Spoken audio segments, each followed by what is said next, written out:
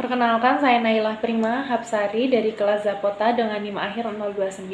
Di sini saya akan membuat video mengenai mekanisme persalinan untuk memenuhi tugas mata kuliah asuhan kebidanan pada persalinan.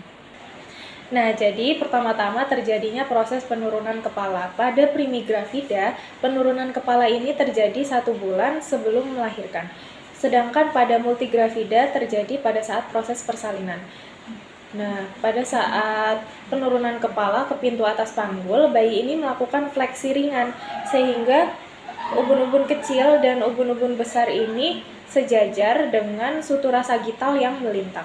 Lalu dilanjut proses yang kedua, yaitu masuknya kepala ke pintu atas panggul.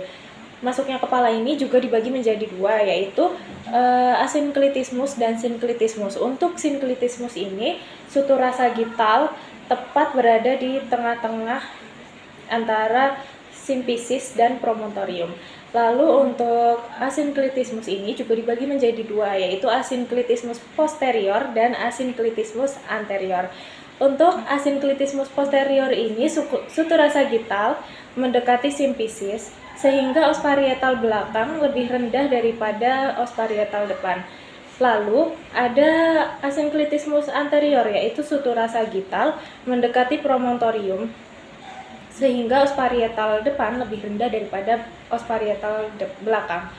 Nah, penurunan kepala ini disebabkan karena 4 hal. Yang pertama yaitu adanya kontraksi dan retraksi dari segmen atas rahim, lalu adanya tekanan cairan intrauterin, kemudian ada kekuatan mengejan atau kontraksi pada otot-otot abdomen.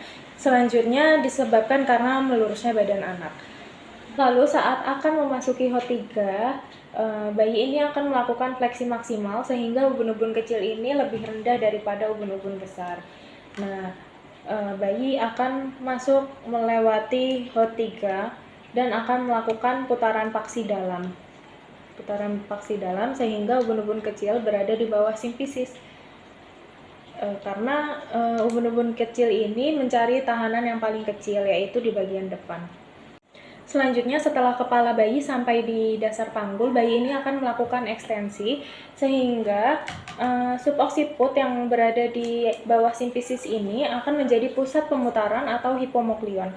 Maka selanjutnya dilanjutkan dengan proses lahirnya ubun-ubun besar, dahi, lalu mata, hidung, dan juga mulut dan dagu. Lalu dilakukan putaran paksi luar untuk mengurangi torsi pada leher bayi. Begini. Dan dilakukan ekspulsi. Ekspulsi ini merupakan proses pengeluaran janin. Dengan untuk mengeluarkan bahu bagian atas dilakukan penarikan ke arah bawah, dan untuk mengeluarkan bahu bagian bawah dilakukan penarikan ke bagian atas. Lalu dilanjutkan dengan pengeluaran badan bayi hingga ke kaki.